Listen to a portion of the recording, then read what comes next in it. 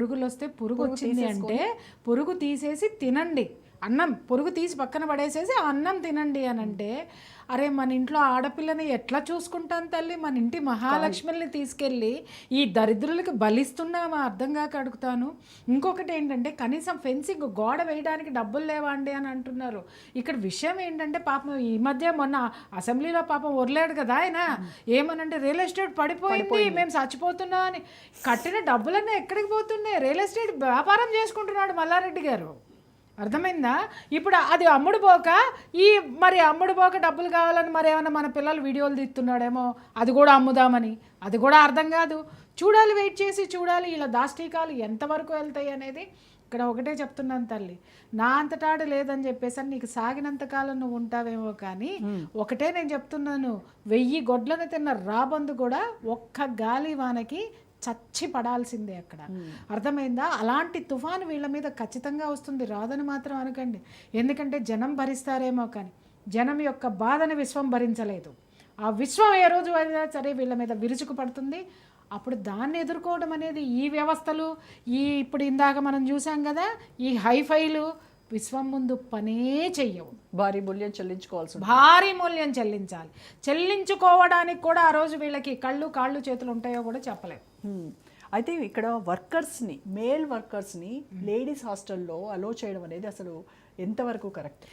అమ్మ ఇక్కడ నేను ఒక్కటి చెప్తున్నాను ఏంటంటే, మన ఆడపిల్లలు కూడా ఒక భయాందోళనలో ఉండిపోతారు. ఇంట్లో చెబితే కొంతమంది చదువు ఇంట్రెస్ట్ ఉన్న ఆడపిల్లలు ఉంటారు. ఇక్కడ మనం అందరినీ బర్డెన్తో వచ్చే ఆడపిల్లలు అనుకుంటానికి లేదు. చదువు ఇంట్రెస్ట్ ఉండి ఇంట్లో బలవంతంగా పెద్దవాళ్ళని ఒప్పించుకొని వచ్చి ఇక్కడ జాయిన్ అయ్యి ఈ కంప్లైంట్స్ అన్నీ చెబితే మానేయమంటారేమో, ఇంటికి వచ్చేయమంటారేమో. అలాగే ఇంకొక పేరెంట్స్, సెక్టర్ ఆఫ్ పేరెంట్స్ ఉంటారు, అమ్మ అందరూ మగాళ్ళని ఏమన్నా చేశారా, ఉండాలి మీకు కాపలా ఉన్నారు వాళ్ళు ఉండని అని చెప్పే, ఎందుకంటే నేను వింటున్నాను ఇవన్నీ కాబట్టే చెప్తాను అనేవాళ్ళు కొంతమంది ఉంటారు. కొంతమంది ఏం చేస్తారు, ఈ సంవత్సరమే కదా, 2 సంవత్సరాలే కదా, 3 సంవత్సరాలే కదా, కళ్ళు మూసుకో, బయటకు వచ్చేస్తావు, సర్టిఫికేట్ వచ్చేస్తాయి, నీ బతుకు నువ్వు బతుకుతావు, సర్టిఫికేట్ వచ్చేస్తుంది, నీ బతుకును.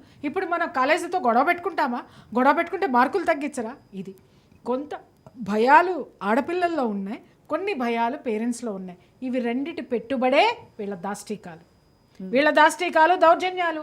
ప్రభుత్వం యొక్క ఇందాక చూసావా అలాంటి స్థితి కూడా, ఆ రెక్లెస్నెస్ అణువు శోధించి హాస్టళ్ళకి పోయి ఇందులో ఎవరుంటారు? మనుషులు కూర్చునేదేనా, మనుషులు తినేదేనా, పశువులు తినేదేనా, బాత్రూములు వాసన వస్తున్నాయి, బాత్రూముల్లో ఏమున్నాయని కూడా చూసి అంత కూలంకషంగా చూసినటువంటి ఒక వ్యవస్థ ఇవాళ 5 నిమిషాలు మాట్లాడడానికి టైం లేదు అని అంటే, మరి చూడిసినప్పుడు ఉన్నటువంటిది ఈరోజు ఎందుకు టైం లేదు అనేటటువంటిది ప్రశ్నించే గొంతుకలు లేసాయి, మొదలవుతూనే ఉంటాయి, కొనసాగుతూనే ఉంటాయి. అండ్ వర్కర్స్కి మొబైల్ ఫోన్స్ కూడా అలో చేయడం కరెక్ట్ కాదు. అంటే వాళ్ళు ఆడపిల్లలు ఉన్నప్పుడు అది ఎందుకు మరి మేనేజ్మెంట్ అలాంటి రూల్స్? ఇక్కడ ఒక్క విషయం అమ్మా, అక్కడ బాధ్యత ఎవరికి ఉంది? బాధ్యత ఒక చైర్మన్కి ఉంటే ఆ బాధ్యత కింద ఉన్న వాళ్ళకి వస్తుంది. ఆ పైన ఉన్న వాళ్ళు ఏవైతే జారీ చేస్తారో, రూల్స్ అండ్ రెగ్యులేషన్స్ పెడతారో అవి కింద ఉన్న వాళ్ళు చేస్తారు. ఇక్కడ ఒకటే రూలు డబ్బులు వసూలు చేయటము, ఒకటే రూలు జనాలను తీసుకొచ్చి దాంట్లో మొబిలైజ్ చేయటము, ఒకటే రూలు ప్రచారాలు చేసి జనాలను ఆకర్షించటం.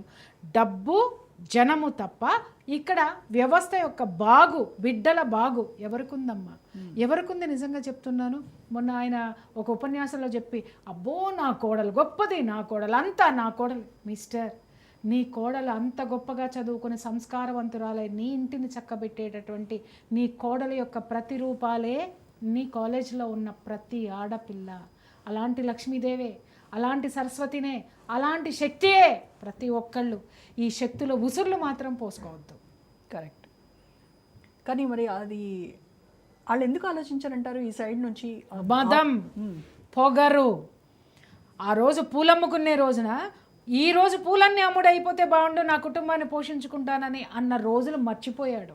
కట్టెలు అమ్మిన రోజున, కట్టెలు కొట్టేటప్పుడు చేతులు వాసిన రోజున, ఇంత కష్టం నేను పడుతున్నాను భగవంతుడా, ఈ కష్టం తీర్చి నాకు కాసింత పైసలు ఇవ్వు అని అడిగిన రోజున ఆ భగవంతుడు కరుణించి తనకు ఒక దారి చూపించాడే, ఆ దారిని మర్చిపోయినటువంటి సిచ్యుయేషన్లోకి ద్వారా వచ్చినటువంటి పొగరిది. ఎవడైనా కానీ ఒక కష్టాన్ని చెప్పేవాడు కాదు గొప్పవాడు, ఆ కష్టం నుంచి వచ్చినటువంటి ఆ జ్ఞానం ఏదైతే ఉంటుందో, ఆ మెచ్యూరిటీ ఏదైతే ఉంటుందో దాన్ని నిరంతరము అమలు చేసేటటువంటి వాడు గొప్పవాడు. పూలమ్మినా, కట్టెలమ్మినా, లేకపోతే ఇంకొకటి అమ్మినా, ఇంకొకటి చేసినా, అన్నీ ఏం చేస్తున్నావు? పువ్వుల్లాంటి ఆడపిల్లల జీవితాలను చితిమేస్తున్నావు. కట్టెలు అమ్మినానన్నావు, అవే కట్టెలతోటి ఇవాళ కొడుతున్నావు. ఏం చేస్తున్నావు నువ్వు పడినటువంటి కష్టము, ఆ రోజు నువ్వు పువ్వులు అమ్మిన, కట్టెలు అమ్మిన నీ కాయ కష్టము ఇవాళ నీ బిడ్డలు, ప్రతి ఒక్క బిడ్డ యొక్క తల్లిదండ్రులది ఉంది. 100 సార్లు వదులుతావు, 100 సార్లు పోసుకొని నేను కష్టపడ్డా. అరే ఎవడ్రా కష్టపడింది? మల్లారెడ్డి. ఎవడ్రా కష్టపడింది? బొంగు. ఎవడ్రా కష్టపడింది? భోషాణం అని ఇట్లా చెప్పించుకుంటాడే. మరి ప్రతి తండ్రి నువ్వు నీ కోసం అరిచిన గొంతుకలు, నీకు జేజేలు కొట్టినటువంటి గొంతుకలన్నీ నీలాంటివి కాదా? నీలాంటి జీవితం కాదా? ఆ పేరెంట్ నీలాగా కష్టపడట్లేదా? ఆ కష్టం విలువ తెలియాలని నువ్వు చప్పట్లు కొట్టించుకుంటున్నావు. నువ్వు చదువు చెప్పే పిల్లలతో, దునియాతో నువ్వు చప్పట్లు కొట్టించుకోవట్లేదు మిస్టర్. ఎవడైతే నీ కింద బానిసలాగా ఉన్నాడో బానిసతో చప్పట్లు కొట్టించుకుంటున్నావు. ఒకటి గుర్తుపెట్టుకో, ఇవాళ నిన్ను కూర్చోపెట్టారే, ఇక్కడ కూర్చోపెట్టినటువంటి జనం నీ కింద ఉన్నారు.